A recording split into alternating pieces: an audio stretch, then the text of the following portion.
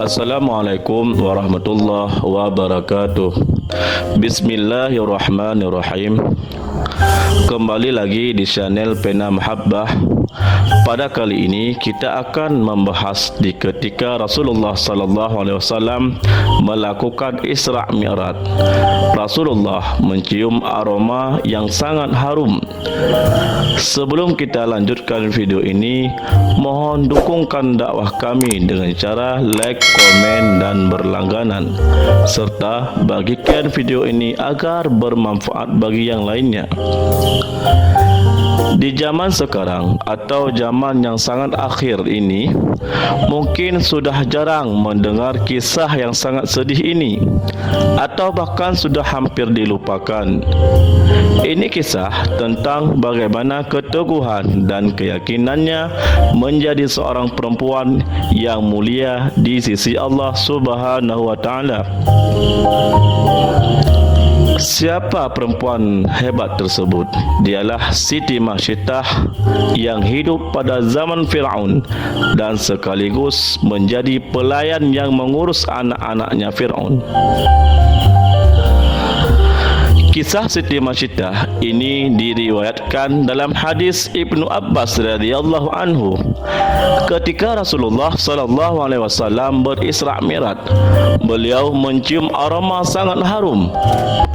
Lalu beliau penasaran. Nabi Muhammad pun sallallahu alaihi wasallam bertanya kepada malaikat Jibril, "Harum apakah itu wahai Jibril?" Lalu malaikat Jibril menjawab, "Itu adalah wangi dari kuburan seorang perempuan salehah bernama Siti Masyittah dan anak-anaknya." Siti Masyittah ini seperti dikutip dari kitab yang terdahulu, digambarkan sebagai sosok perempuan yang sangat teguh dalam kebenarannya dan keimanan kepada Allah Ta'ala. Ia menjadi pelayan dari Siti Asiyah, yaitu istri dari Fir'aun. Siti Masyittah bertugas mengurus anak Fir'aun.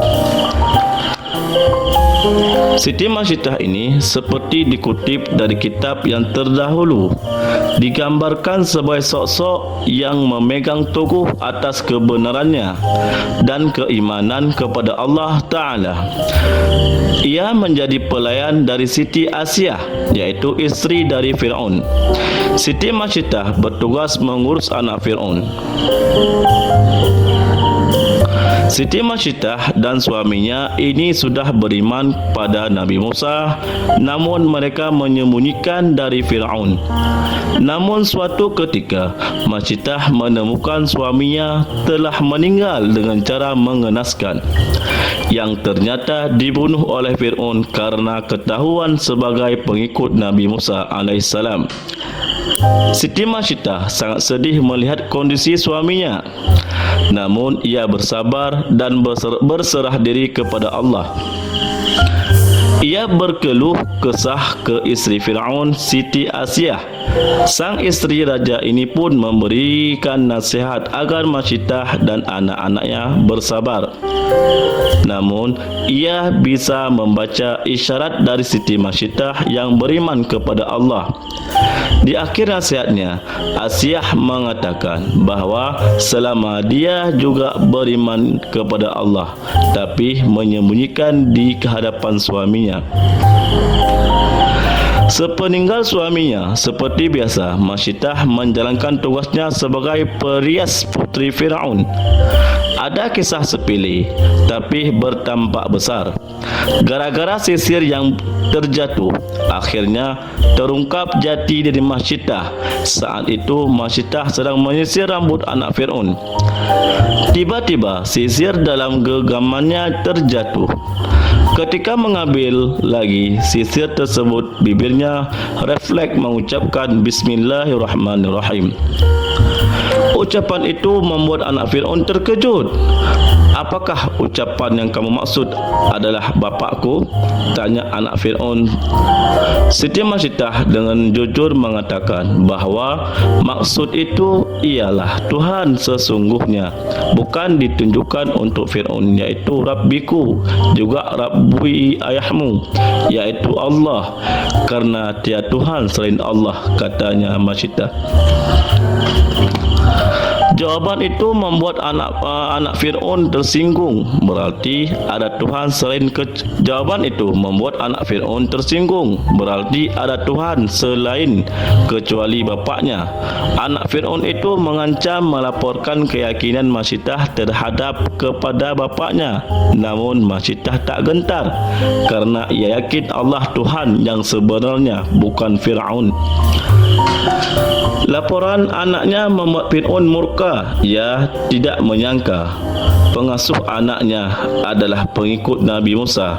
Masyidah dipanggil lalu ditanya oleh Fir'aun, apakah benar apa yang disampaikan anakku? Siapakah Tuhan yang engkau sembah selama ini? Masyidah tidak mengelak tuduhan itu. Dengan tegas dia mengatakan betul bahawa tiada Tuhan selain Allah yang sesungguhnya menguasai alam dan isinya. Jawaban itu membuat Fir'aun semakin marah. Dia memerintahkan para pengawal menyiapkan minyak mendidih di dalam tembaga besar. Wadah panas itu untuk mengodok Masyidah beserta anak-anaknya. Pemandangan itu disaksikan oleh masyarakat luas. Sebelum dimasukkan ke minyak panas, Masyidah diberi kesempatan sekali lagi untuk memilih. Dia dan dua anaknya selamat jika mengakui Fir'aun sebagai Tuhan. Sebaliknya, nyawanya terancam jika tidak mau mengakui ketuhanan Fir'aun. Sebagai perempuan beriman dan meyakini Allah Ta'ala, Siti Masyidah tidak gentar terhadap ancaman Fir'aun. Ia tetap yakin Tuhan yang sesungguhnya hanyalah Allah, bukan Fir'aun. Pendirian Masyidah semakin mempermalukan Fir'aun. Raja kejam itu memerintahkan pengawalnya melemparkan anak Masyidah satu persatu di hadapan ibunya hingga yang terakhir bayi yang sedang menyusu dalam pelukan Masyidah. Ibu mana yang tega menyaksikan satu persatu anaknya tergerus minyak panas? Ketika giliran bayi terakhir akan dimasukkan ke tembaga panas, Masyidah sempat ragu. Kekuasaan Allah menciptakan bayi itu tiba-tiba bisa bicara. Jangan takut dan sangsi, wahai ibuku, karena kematian kita akan mendapat ganjaran dari Allah Ta'ala dan pintu surga akan terbuka menanti kedatangan kita. Sedangkan dalam riwayat yang lain, bayi Masyidah meyakinkan ibunya, sabarlah wahai ibuku, sesungguhnya kita dalam pihak yang benar. Wahai ibu, masukkanlah karena sesungguhnya siksa dunia lebih ringan daripada siksa akhirat. Hadis riwayat Ahmad. Kekuatan anaknya membuat keraguan Masyidah hilang. Dengan yakin dan ikhlas kepada Allah, Masyidah membaca Bismillahirrahmanirrahim, Wallahu Akbar. Siti Masyidah dan bayinya terjun ke minyak mendidih. Ajaibnya, begitu minyak panas mengerus raga orang-orang istiqamah kepada Allah, telah memutihkan kepada hamba-hambanya yang istiqamah. Ketika Masyidah dan anak-anaknya dilemparkan satu persatu ke periuk, Allah terlebih dahulu mencabut nyawa mereka sehingga mereka tidak merasa panasnya minyak mendidih. Tulang belulang Masyidah bersama anak-anaknya dikubur di suatu tempat hingga mengeluarkan wangi yang sangat harum. Aroma itu tercium oleh Rasulullah ketika perjalanan Isra Mi'raj. Itulah kuburan Masyidah bersama anak-anaknya, kata malaikat Jibril. Demikianlah kisah seorang perempuan salehah bernama Siti Masyidah yang tetap teguh memegang keimanannya walaupun dihadapkan pada bahaya yang akan merenggut nyawanya. dan nyawa keluarganya, dan Allah Ta'ala pun memuliakannya. Wallahu a'lam bishawab. Wassalamualaikum warahmatullahi wabarakatuh.